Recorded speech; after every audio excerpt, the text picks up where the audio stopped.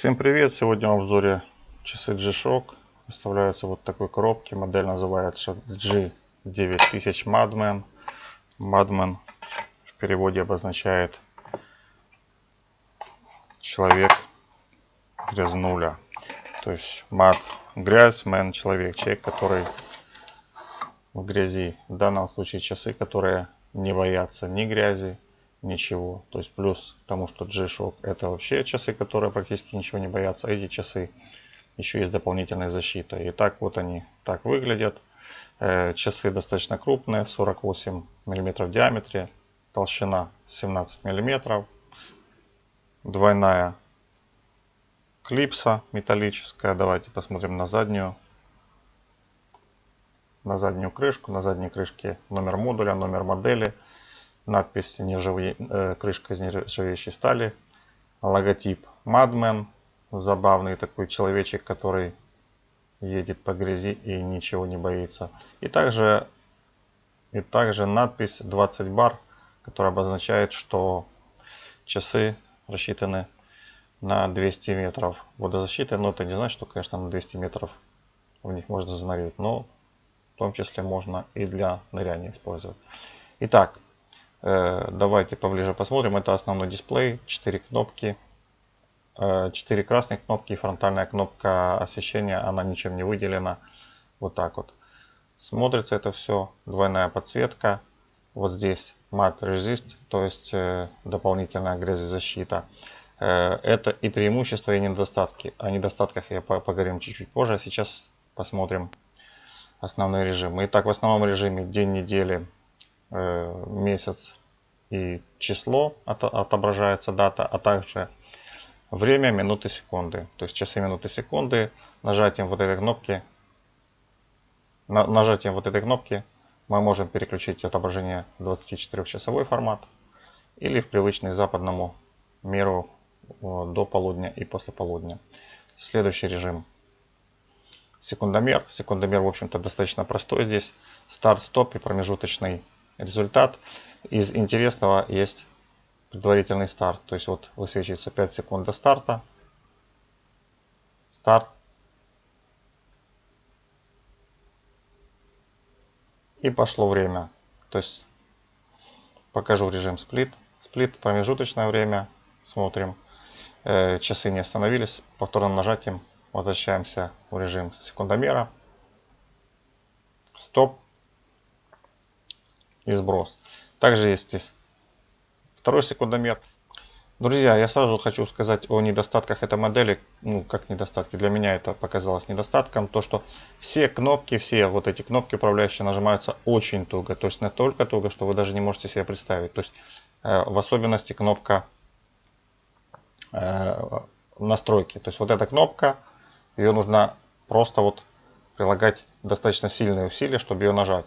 То есть это связано с дополнительными уплотнителями, с дополнительной грязозащитой, но это же является и минусом в повседневной эксплуатации. То есть обратите на это внимание, если хотите купить такие часы. Итак, следующий режим. Таймер. Таймер, в общем-то, однократный или с повтором. Я показывать его не буду, потому что, в общем-то, ничего такого интересного здесь нет. 5 будильников, 4 обычных будильника и 1 будильник с режимом дремать. Будильник мы можем выставить на месяц.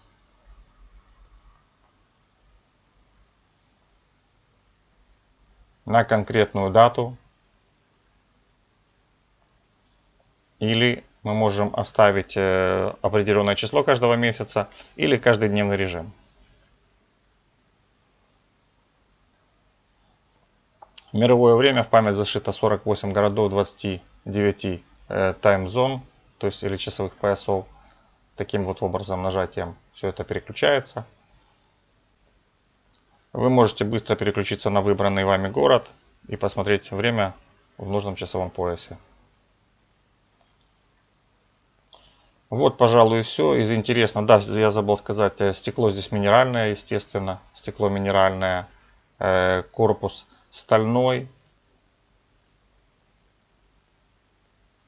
Корпус стальной, он проглядывает вот в эти прорези, видно, что корпус стальной. И сверху он закрыт защитным поликарбонатным кожухом. Осталось показать подсветку и как часы смотрятся на руке. Также часы оборудованы функцией автоподсветки. Нажатием вот этой клавиши на протяжении 3 секунд эта функция активизируется. Видим, загорелся функция Auto Light. То есть Auto Light это значит подсветка включается, когда мы часы поворачиваем к себе. Давайте я сейчас это все покажу. Смотрите.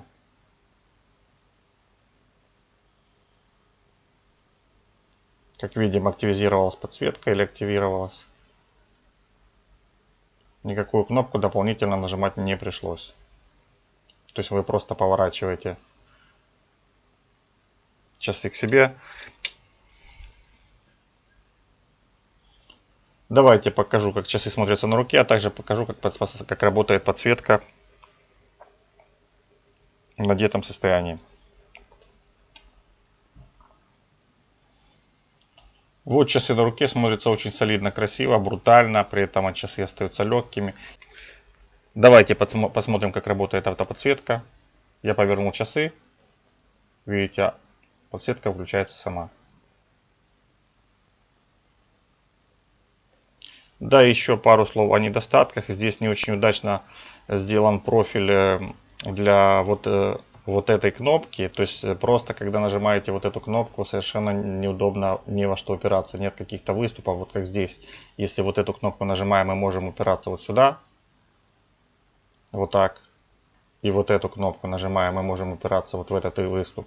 То есть с этой стороны такого выступа нету. И учитывая, что кнопки нажимаются очень тяжело, в общем-то это достаточно неудобно. Я для примера, вот у меня под рукой оказались достаточно популярная модель DW9052. Модель немножко попроще, но вот здесь как-то все сделано немножко даже как-то более удобно, что ли. Хотя вот эти часы и выше классом. То есть вот смотрите, как это все сделано. Вы можете сравнить еще эти двое часов. Ну и на этом все. Всем спасибо. До новых видео. Пока.